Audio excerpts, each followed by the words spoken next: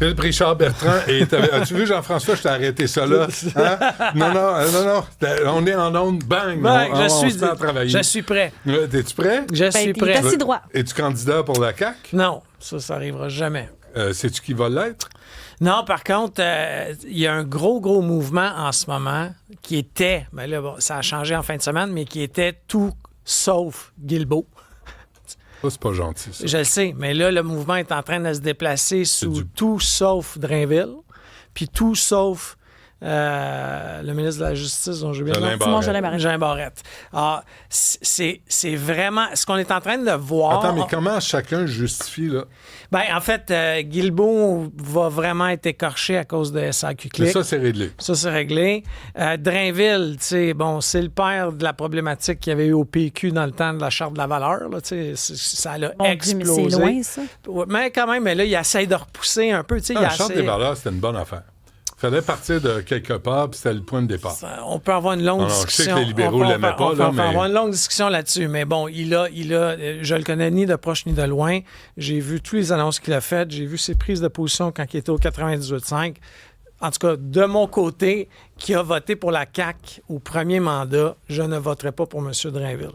Je voterai encore moins pour le ministre de la Justice, M. Barrette. Pourquoi? Parce que lui aussi est en quête d'identité. Tout personne qui va faire une quête d'identité pour le Québec, c'est un mauvais candidat. Es-tu sérieux, toi? Laissons ça au PQ. Non, je te le dis, non. Laissons ça au PQ. La CAQ, un des grands accomplissements, la loi 96, pour dire à tout le monde, c'est en français que ça se passe, pas aux gens d'affaires, vous êtes juste des guidons au fric. Et aussi, la loi 21, pour dire la religion à maison. Puis ça, c'est important, Philippe Richard. Tout peuple qui s'isole du monde, tout peuple Comment ça, s'isoler? On établit des règles. Tu viens au Québec, voici les règles. Je respecte ton opinion. Non, tu respectes pas mon opinion. Non, je respecte ton opinion. Non, tu me regardes de côté. Parce qu'il y a une une loi. Tu me dis, je peux-tu être chroniqueur au 98.5? Eux autres vont m'aimer. En tout cas, longue histoire. Mais comme je te dis, tout candidat, selon moi, à la CAQ qui va faire une quête d'identité pour le Québec, laissons ça au PQ, là, ils sont bons là-dedans. Les libéraux... Pas au Parti libéral. Non, je suis 100% d'accord avec toi. Identité. Mais moi, ce qui m'inquiète le plus, puis c'est pour ça que je voulais te parler de ça... Moi, ce qui t'inquiète. Sur le plan de vue économique, Mme Fréchette fait un très bon travail. Depuis qu'elle a été nommée ministre de l'Économie, il y a moins de prêts pardonnables. Elle n'est pas gênée de dire « on l'a échappé, celle-là ». Ah oui, hein? Etc. Donc, ça, pour des entrepreneurs comme nous, puis on n'a pas eu plus d'argent, puis elle n'a pas donné plus de subventions, là. Elle a arrêté la champlure. Elle a dit, on va évaluer les projets qui fonctionnent pas. Puis on va dire ceux qui n'ont pas fonctionné. Parce qu'avant, tu sais, Nordvolt, ouais, mais tu sais, c'est peut-être dans 5 ans. Là, elle dit non, on l'a échappé. C'est ça qu'on voulait entendre.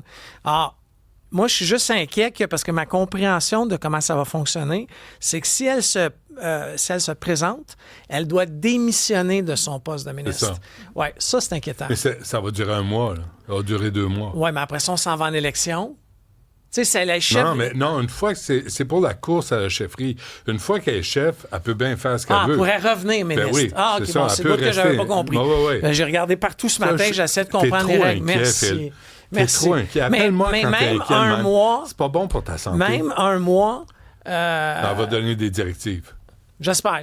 Parce qu'honnêtement, moi, je la connais ni de proche ni de loin, mais je dois dire que, tu sais, quand ils font des bonnes jobs, il faut le dire, elle a fait un bon travail. Bien dit.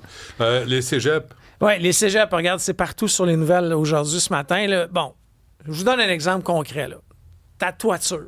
Est-ce que tu attends que ta toiture coule, tombe, qu'il y ait un trou dedans pour faire venir quelqu'un? Quand c'est pas la tienne, visiblement, oui. Mais tu sais, l'idée, c'est que quand tu es propriétaire, tu fais un minimum d'entretien préventif.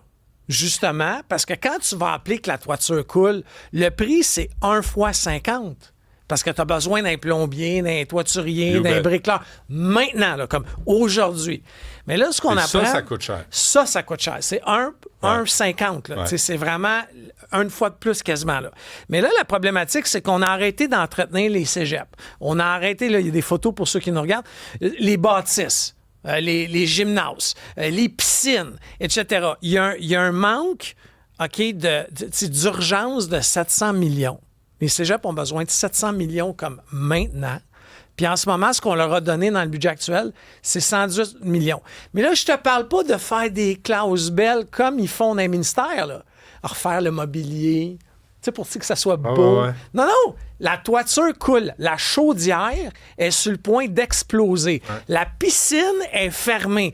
L'autre, c'est les vitres tiennent avec de la broche à poule. Réellement, là, ils ont cloué de la broche à poule pour tenir la brique. Tu sais, ça, c'est l'état de nos cégeps. Puis il y a 4400 nouveaux étudiants. Tout est en train de péter, mais on leur donne ça au grenaille. Donc, tu comprends que la problématique de 700 millions de cette année, OK, l'entretien préventif, c'est pas moi qui le dis, c'est les actifs en bâtiment, c'est 4 bien, cette année, c'est 700.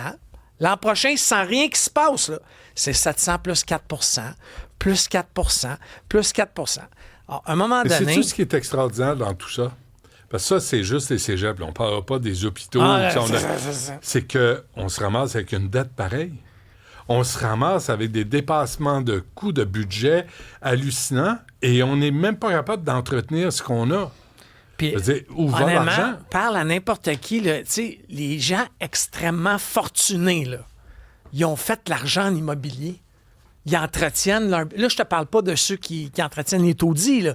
Mais tu sais, pense à... Tu sais, Saputo, là, quand ils ont commencé à faire de l'investissement privé, ils ont acheté de l'immobilier. Molson, il y a de l'immobilier. Ils ont de l'immobilier. Pourquoi le gouvernement du Québec fait pas dire « Hey, on a des actifs ».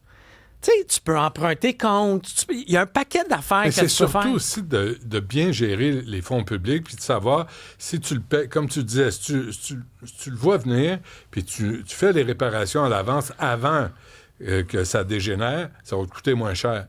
De bien gérer les fonds publics. À un moment donné, là, il y a une multitude d'organismes. Là. Il y a le PQI, le Plan québécois d'infrastructure, qui est administré par la SQI, la Société québécoise d'infrastructure, qui a son mot à dire aussi, le SAG, le Centre d'acquisition gouvernementale. Ouais. Faites le ménage. Écoute, un bon vieux, quelqu'un qui gère les Et tous les fonctionnaires du couple, là, tu les envoies à réparer des toitures.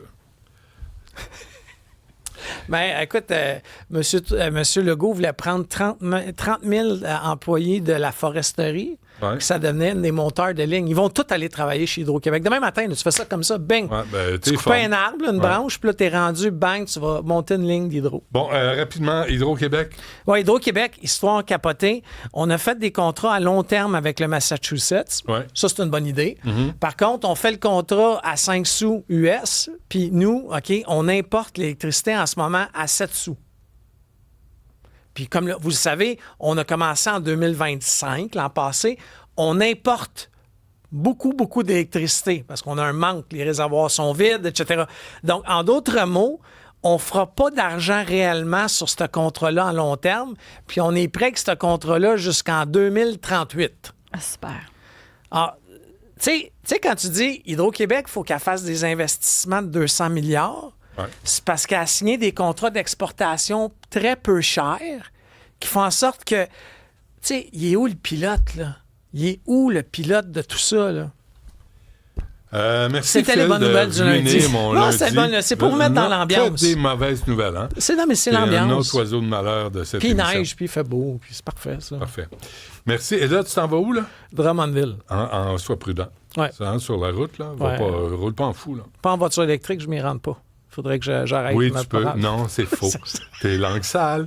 C'est épouvantable. Va brasser tes dents. Merci.